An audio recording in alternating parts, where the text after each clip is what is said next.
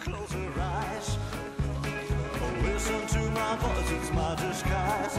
I'm by your side. Oh, it's what you do to me.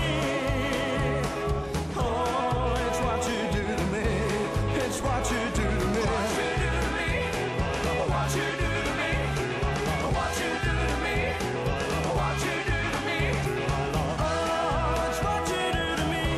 Alors bonjour Paolo. Bonjour Virginia. Merci beaucoup de nous recevoir chez toi. Alors on se connaît depuis un peu plus de 20 ans et j'avais vraiment envie que tu puisses témoigner de ta réussite sociale et professionnelle malgré ton handicap. Alors peut-être pour commencer, peux-tu te présenter et nous parler de ton handicap?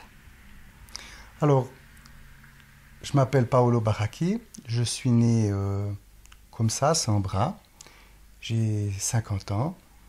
Je suis marié à Graziella depuis plus de 25 ans et je travaille en qualité de dessinateur technique dans une grande entreprise de machines-outils au Locle. Mon handicap est dû à une malformation congénitale pendant la grossesse. Je porte tous les symptômes de la thalidomide, mais on n'a jamais pu prouver que c'était vraiment la thalidomide.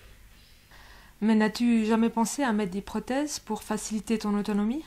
Alors, j'ai eu des prothèses quand j'étais donc au centre IMC. Je suis allé une année en Allemagne, à Münster, pour ces appareillages. Donc j'avais des bras avec des prothèses pneumatiques. J'ai aussi eu une prothèse de jambes afin que je puisse marcher. Et on en profité aussi pour me faire un vélo, un tricycle, où je me déplace la majeure partie du temps avec celui-ci. Mais bon, ces prothèses, moi je les ai jamais beaucoup aimées parce que j'étais beaucoup plus indépendant sans mes prothèses. Mais bon, ils ont voulu que je les mette et puis donc voilà. Donc j'ai dû les mettre jusqu'à 18 ans et puis à 18 ans, j'ai plus du tout eu envie de les mettre. Je les ai littéralement mis de côté parce que j'utilise beaucoup plus facilement mes pieds. J'ai une telle dextérité avec mes pieds que ces prothèses ne me facilitaient pas forcément la vie de tous les jours. Donc tu dis toi-même, donc tu as une dextérité inimaginable avec tes pieds, à défaut de mains, mais qui t'a appris à les manier ainsi? Personne, je veux dire, c'est un instinct, c'est inné. C'est comme vous, quand vous êtes petit, on vous met un crayon dans les mains et vous commencez à dessiner. Moi, c'était exactement pareil. C'était simplement un étage plus bas, c'est tout. Donc tu as appris de par toi-même les gestes de la vie? Tout à fait, à écrire, à manger, oui, à prendre soin de toi. Oui, tout à fait. Ouais. Tu es totalement autonome. Alors, je suis totalement autonome. Bien sûr, quand j'ai appris à être autonome, hein, quand j'étais en Allemagne aussi, ils m'ont appris à être autonome. J'ai un espèce de petit ustensile qui me permet de pouvoir me déshabiller, m'habiller, crocher les boutons de mon pantalon, la fermeture éclair. Tout ça avec une dextérité normale, très facile.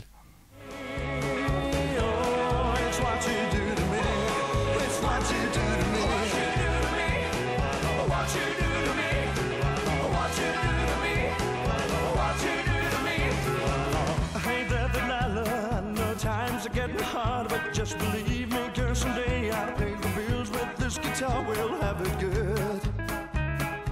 We'll have the life we know we would. My word is good. Hey there, Delilah, I've got so much left to say. If every simple song I wrote to you will take your breath away, I'd write it all. Je me fais un plaisir de vous parler de mon ami Paolo. On s'est connus il y a une vingtaine d'années à un cours d'anglais. On était 5 copains. On est restés d'ailleurs toujours copains depuis ce fameux cours. Et Paolo est un type extraordinaire par son handicap, mais surtout comme il a réussi à surmonter ce handicap. C'est quelque chose d'exceptionnel. Et c'est un type qui est plein d'humour, plein de vie. C'est un exemple à suivre. Et c'est pour ça qu'il me fait un plaisir d'en parler.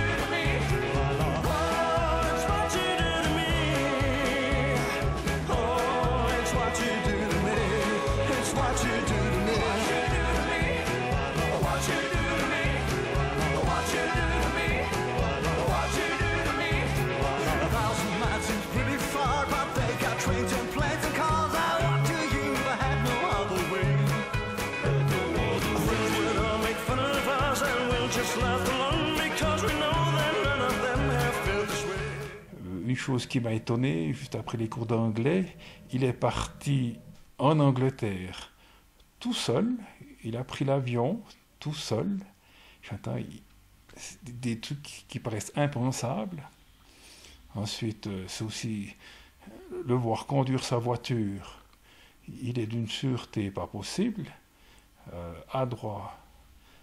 Effectivement, la voiture est adaptée à son handicap, mais il est indépendant. J'ai une petite anecdote.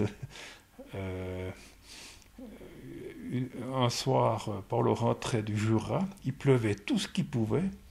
Il a chargé un autostoppeur. L'autostoppeur était trempe, il s'est assis à côté de lui. Et après 30 secondes, il a dit « Oh là là, vous conduisez avec les pieds ?» Et il est ressorti. Enfin, voilà, c'est mal fait, mais c'est un truc, Paolo est reparti tout seul, et pourtant il conduit très bien. On a aussi une anecdote, on était parti au match de hockey à Bienne, et puis là, dans le parking, on allait au pas, et puis il a malheureusement touché celui de devant, mais tout gentiment. Les deux de la voiture de devant sont sortis comme des sauvages, prêts à nous tabasser. Et puis quand ils ont vu Paolo sortir de la voiture, ils ont dit « Oui, c'est bon », puis ils sont repartis. On était obligé de rire, c'est des choses extraordinaires.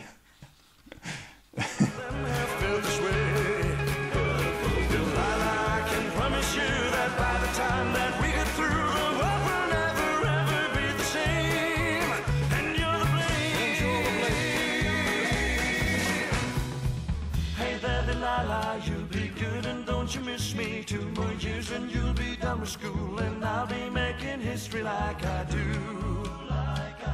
You know it's all because of you. We can do what... On a fait tellement de choses. On est allé aussi au bord du lac, on fait un pique-nique. Je l'ai vu nager la première fois, c'est vrai que ça... On se dit, c'est pas possible comme il nage. Même, il m'a raconté qu'il a fait la traversée du lac de Morat. Moi, je suis incapable de faire, et lui, il l'a fait. C'est incroyable. Ensuite, on a fait pas mal de camps de ski. Donc, Paolo fait du ski.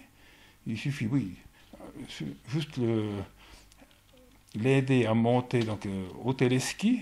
Un télésiège, ça va bien, mais un arbalète, là, on doit l'attacher, enfin, on se débrouille. Mais pour descendre des pentes, il descend comme nous. Whatever we want to, hey, that Delilah, here's to you. This one's for you. Oh, it's what you do to me. It's what you do to me. Oh, it's what you do to me.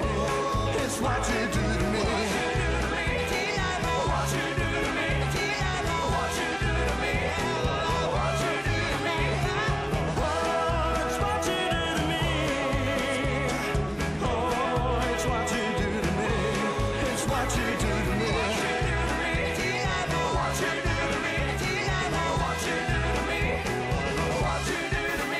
Depuis ton enfance, tu aimes te dépasser dans tous les domaines, et particulièrement sur le plan sportif. ce qui t'a permis de créer des liens sociaux très forts. Mais alors, peux-tu nous dire quel sport as-tu déjà pratiqué? Alors c'est clair qu'au centre, donc j'étais scolarisé donc au centre IMC à l'époque à Chaux-de-Fonds. C'est clair que là j'ai suivi donc mes écoles secondaires et c'est clair que là j'avais tout un programme de sport. On pouvait faire du sport comme ça. Donc ils m'ont appris à nager. Donc à l'âge de 12 ans, j'avais très très peur de l'eau au départ et mon physiothérapeute m'a appris à nager. Et après, m'a poussé un peu plus dans ce sport. Après, j'ai fait de la compétition. Je m'entraînais avec le club de natation de Chaux-de-Fonds.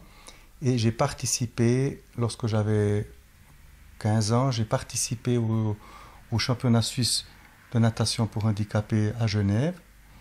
Et en même temps, j'ai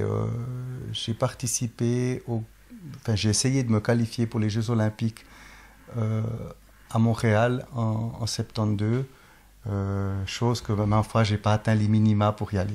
Ma foi, ça fait partie de la vie, c'est comme ça dans le sport. C'est pas parce que vous êtes handicapé qu'on va vous dire « Oh, ça fait rien, vous n'êtes pas qualifié, mais vous irez quand même ». Donc voilà, donc ça, c'est vraiment le sport que j'ai fait en compétition. Sinon, je fais aussi un peu de ski.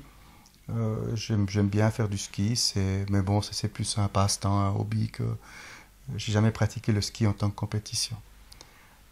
Sinon, j'aime bien aller promener avec mon chien. J'aime bien aller marcher comme ça, un peu en forêt, me balader, des trucs comme ça. Voilà. Donc pour le sport. Je joue un peu au ping-pong de temps en temps. Je sais que tu es un très bon joueur du reste. Non, je ne suis pas un très bon joueur. Et puis je crois savoir que enfant, tu faisais des courses de caisse à savon, donc tu avais déjà ce goût pour les voitures et puis c'est très jeune que tu avais cette envie de conduire des voitures et à cette époque tu disais que tu passerais ton permis de conduire mais les adultes autour de toi te le déconseillaient et te disaient même que c'était impossible, mais pour toi rien n'est impossible car à 21 ans tu obtiens ton permis de conduire. Donc peux-tu peut-être nous dire tes craintes, comment ça s'est passé en fait? Ça devait pas être évident. Alors c'est vrai que ma première caisse à savon, je l'ai construite quand j'avais une douzaine d'années. Et puis on faisait des courses en bas de Chaux-de-Fonds, on descendait les rues de Chaux-de-Fonds avec. C'était très difficile. Et puis c'est clair que l'envie de conduire pour moi a toujours été très très forte. C'est vrai que depuis ce moment-là, je pensais qu'une chose, c'était de pouvoir me payer ma première voiture et puis de pouvoir conduire. Mais vous savez que ce n'est pas forcément quelque chose de facile parce qu'il faut acheter la voiture avant pour passer son permis de conduire. Donc ça, ce n'est pas forcément évident. Parce que qui dit permis de conduire, qui dit voiture, il faut travailler pour pouvoir se la payer. Donc c'est vrai que mon permis de conduire, quand j'ai trouvé ma place de travail, c'est vrai que ça se concrétisait. Je disais, ben voilà, maintenant je vais pouvoir bientôt conduire parce que je travaille et puis que je pourrai me payer enfin ma voiture. Et qu'est-ce que ça a changé dans ta vie d'avoir ce permis de conduire? Ça a changé, disons déjà mon indépendance, hein, c'est-à-dire que j'avais déjà acquis cette indépendance, mais là c'est un échelon supérieur, c'est-à-dire que vous vous déplacez comme vous voulez, à l'heure que vous voulez, quand vous voulez. Je veux dire qu'il n'y a plus besoin de demander à quelqu'un de vous amener à une place ou à une autre, ou de prendre le train, parce que prendre le train, c'est pas forcément évident, parce que vous devez réserver votre place bien avant, on va vous mettre dans le train, on doit venir vous rechercher. Donc c'est pas forcément... C'est clair, c'est une sorte d'indépendance, mais vous êtes quand même toujours tributaire de quelqu'un. Votre voiture, vous prenez vos clés, vous montez dans votre voiture, puis vous partez.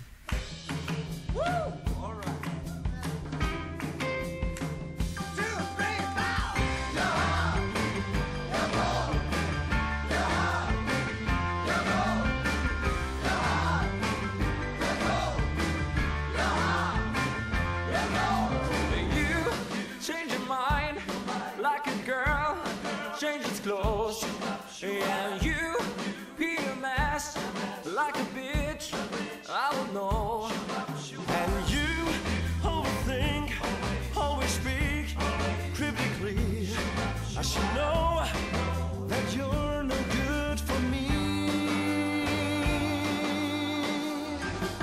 Salut Graziella. Salut Virginia. Alors tu es l'épouse de Paolo depuis plus de 25 ans. Peux-tu nous raconter comment votre rencontre s'est-elle passée?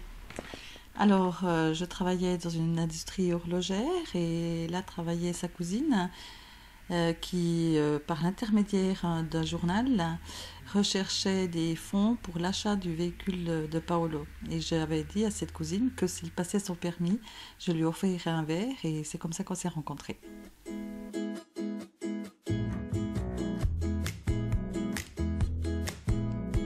I just wanna be okay, be okay, be okay. I just wanna be okay today. I just wanna be okay, be okay, be okay. I just wanna be okay today. I just wanna feel the day, feel the day, feel the day. I just wanna feel something today. I just wanna feel the day, feel the day, feel the day. I just wanna feel something today. Est-ce que tu as rencontré certaines réticences, des craintes de la part de ton entourage par rapport à votre relation? Déjà, j'ai caché notre relation, en tout cas à mes parents, pendant 3 mois, parce que c'est vrai que c'est quelque chose de pas courant. Et quand je l'ai annoncé à ma mère en premier, elle était réticente. Pourquoi? C'est parce qu'on a peur, à mon avis, de l'handicap. Et je lui ai dit que le jour où elle connaîtrait Paolo, elle serait comme moi, elle l'aimerait. Et puis, effectivement, elle a appris à connaître Paolo et elle l'a beaucoup aimé. Open me up and you will see. I'm a gallery of broken hearts. I'm beyond repair, let me be. And give me back my broken parts. I just wanna know today, know today, know today. I just wanna know something today. I just wanna know today, know today, know today. Know that maybe I will be okay. Open me up and you will see.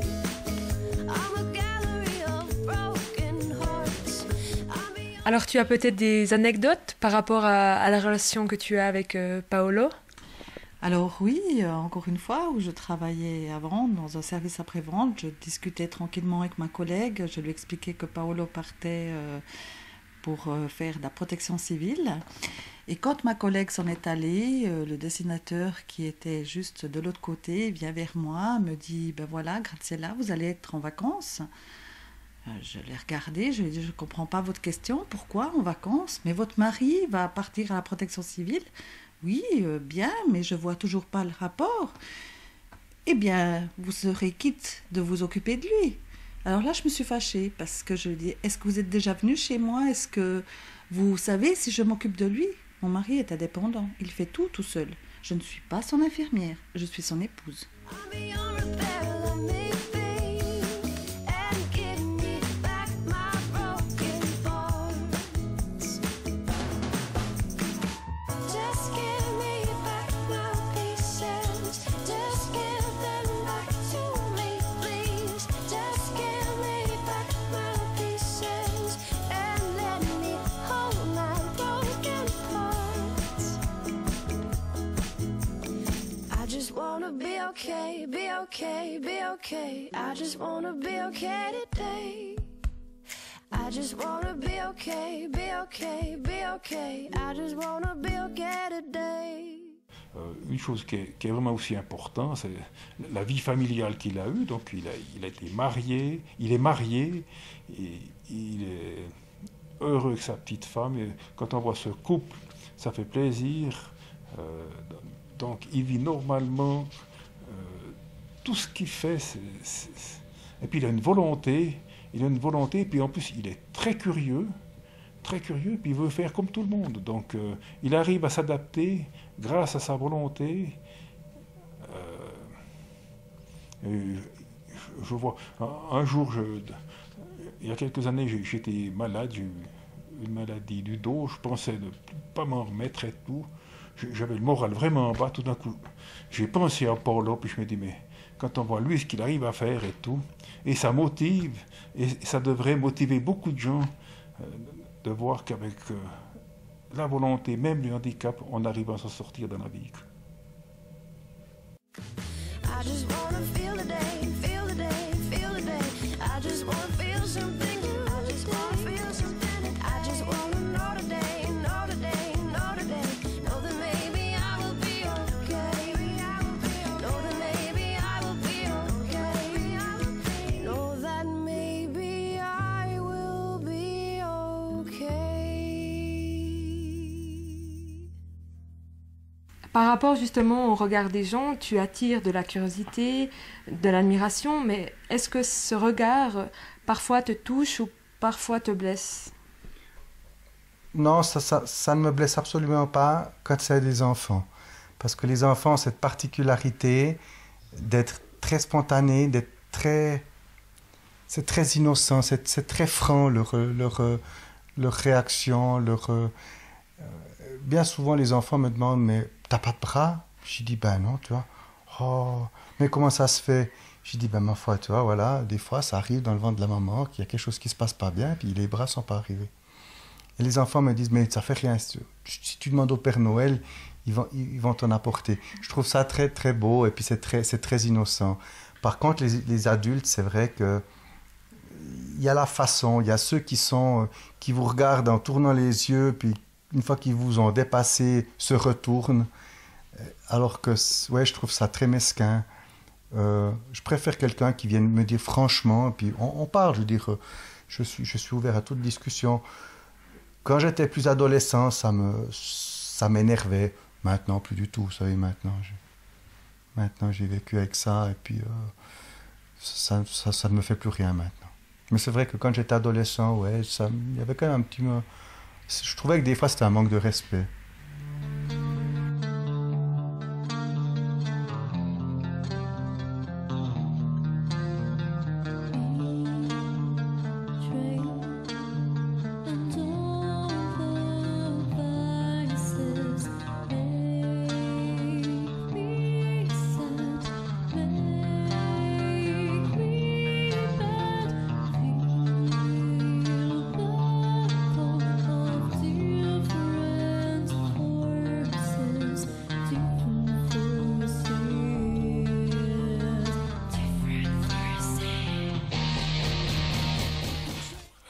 Paolo adore aussi le bon vin, et c'est un bon connaisseur de vin.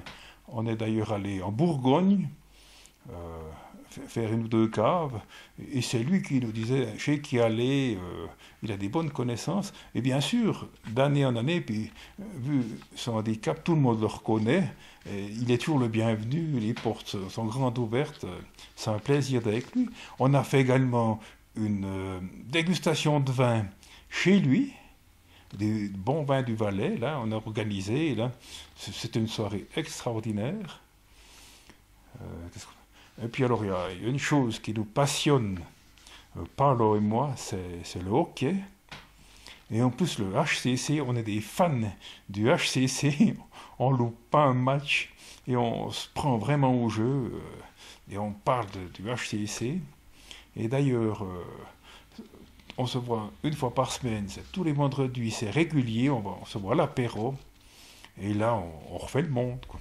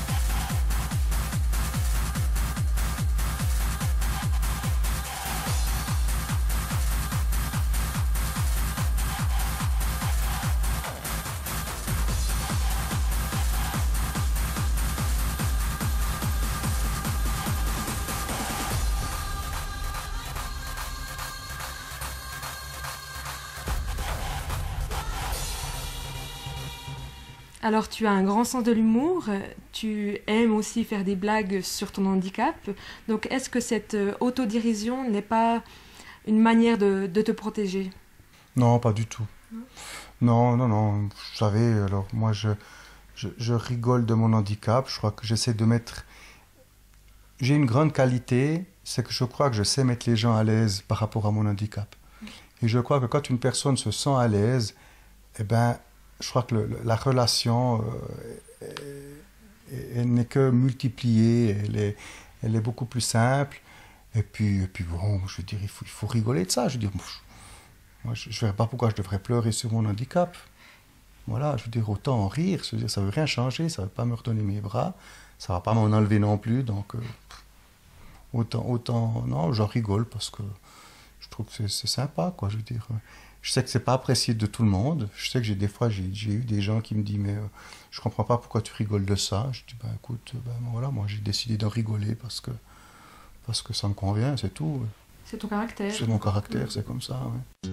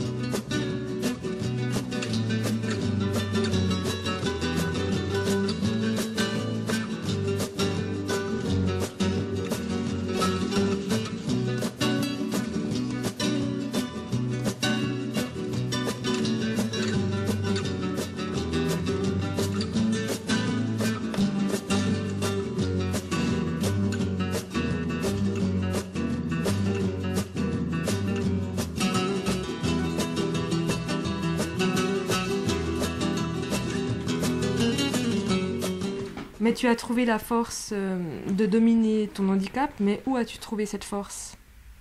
Mais je crois qu'encore une fois, c'est mon caractère.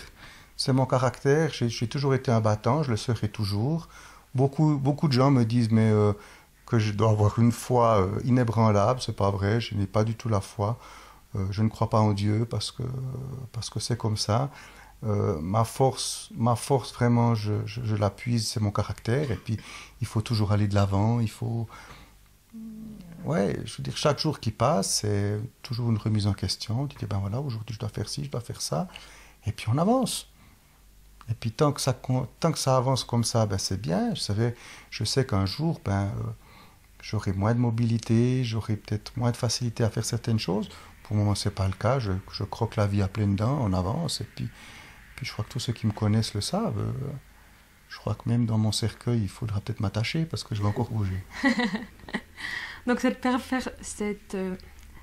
persévérance, cette positivité que tu as, est-ce que tu penses que c'est le fait que tu aies grandi dans un centre et non auprès de ta famille biologique? Alors, c'est vrai que je n'ai jamais vécu avec mes parents parce qu'il faut aussi bien se remettre dans le contexte de l'époque. Il y avait des structures, elles n'étaient pas ce qu'elles sont maintenant. Pour mes parents, ça a été quelque chose de très difficile aussi. Maintenant, de dire que si j'avais vécu avec eux, je serais arrivé comme ça, je ne sais pas. Je dirais simplement que c'est vrai que j'ai toujours eu les bonnes personnes au bon moment. Ils m'ont appris beaucoup de choses.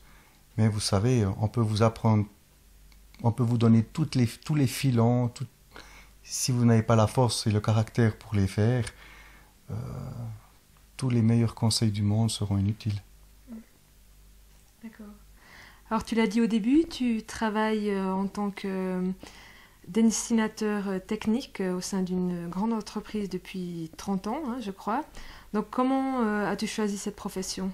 Parce que de nouveau, tu n'as pas choisi de la facilité. Alors, c'est vrai que depuis tout petit, moi, la mécanique me plaisait. J'aurais toujours voulu être mécano sur auto. Ça avait été une passion chez moi. J'adorais la voiture. Mais c'est clair que il fallait quand même voir les choses en face. C'est que pour moi, c'était pas possible d'aller trifouiller dans un moteur ou des trucs comme ça, c'était pas possible. Et par contre, mon professeur me dit non, mais par exemple, tu pourrais dessiner. Tu pourrais dessiner des moteurs ou tout ce qui est en relation avec la technique.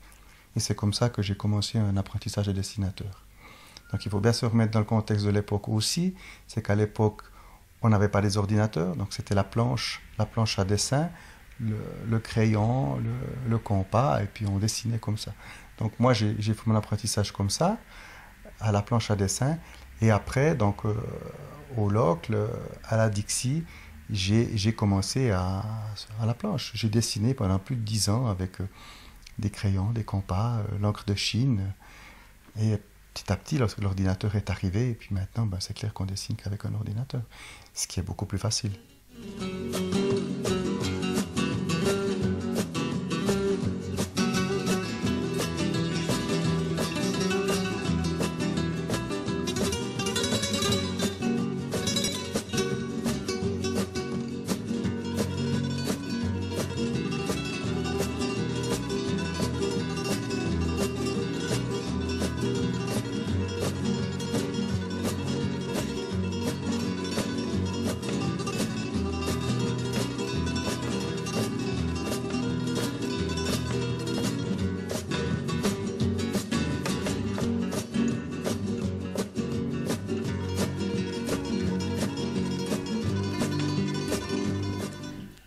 Je rappelle qu'il y a un magnifique livre qui s'appelle Paolo, les deux pieds sur le guidon, qui est en fait un ensemble de témoignages de personnes que tu as rencontrées tout au long de ta vie.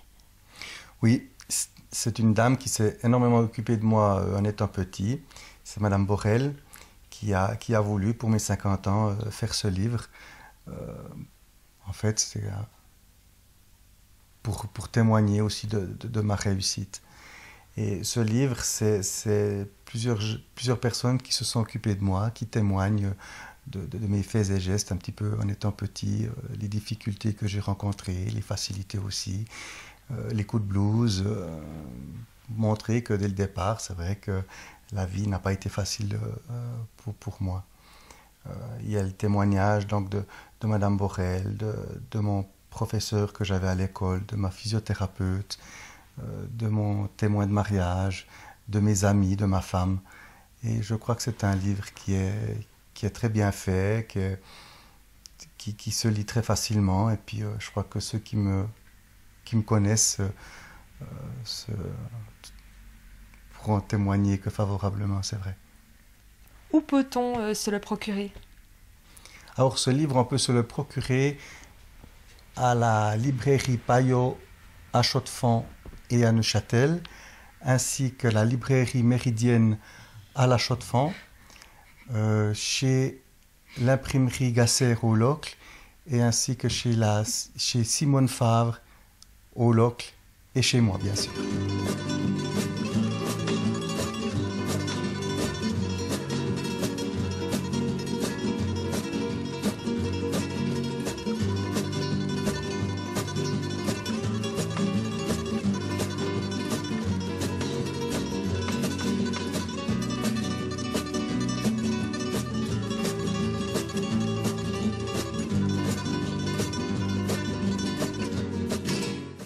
Une chose extraordinaire, du ping-pong.